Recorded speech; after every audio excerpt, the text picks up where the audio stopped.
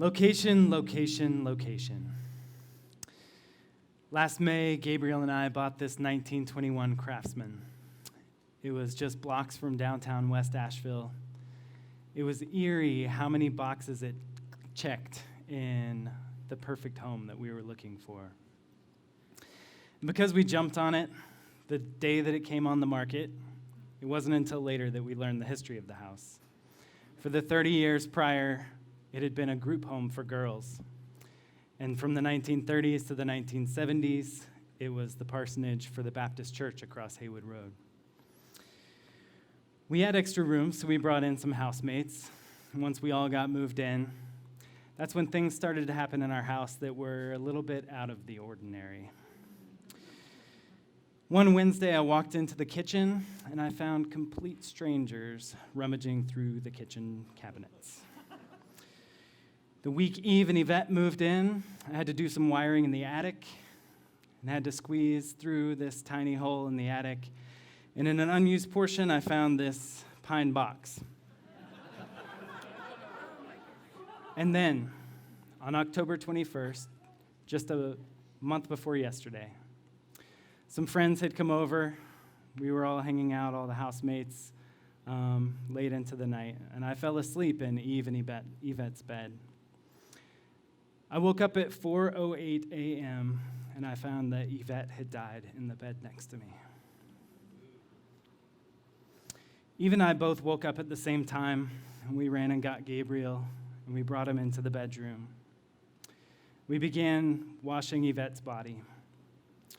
We dressed her in her wedding clothes, because that's what she wanted. Location, location, location. 80% of Americans say they want to die at home. 60% of them end up dying in acute care hospitals, 20% in nursing homes, and only 20% end up dying at home.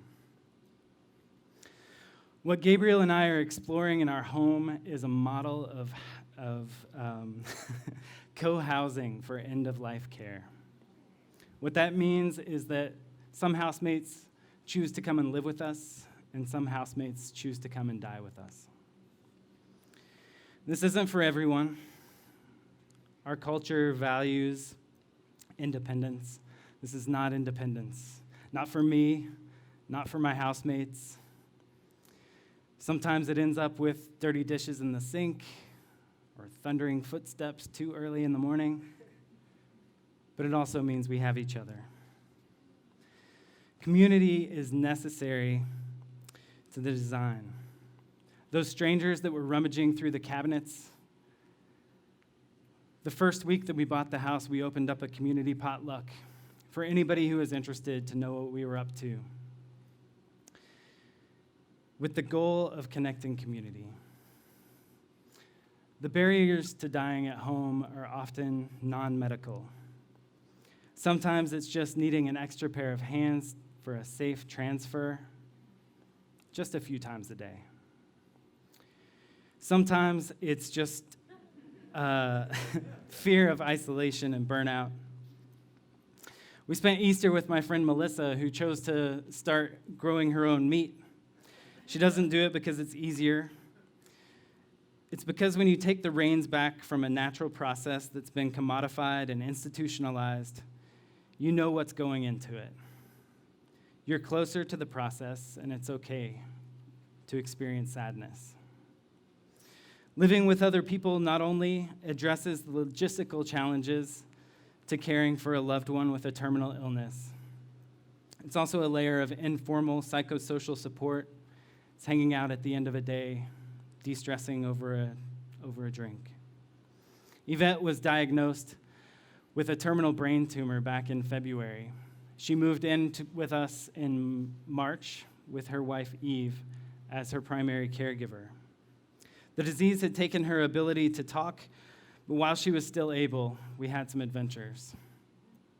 Being just blocks away from downtown West Asheville, we could take a wheelchair stroll to the Hop, have some ice cream, to the bar and have a drink, and to Biscuit Head and have a catfish biscuit.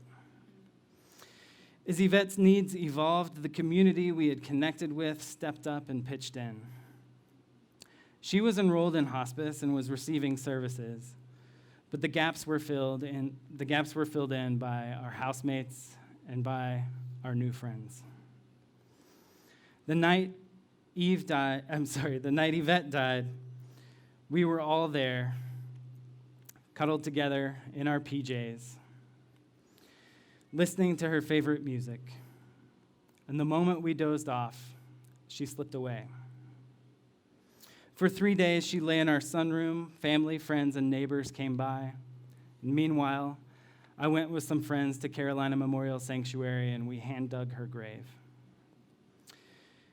The next day, we held a funeral where, again, the community showed up in song, meaningful words, and compassionate hugs. Holding Space for Living and Dying is a nonprofit entity that Gabriel and I are starting to improve the lives and deaths of those with a terminal illness and their caregivers by offering support to meet basic needs, connect with community, and to create meaning. Location: your street, your neighborhood. When systems fail to satisfy, break the mold. Show up.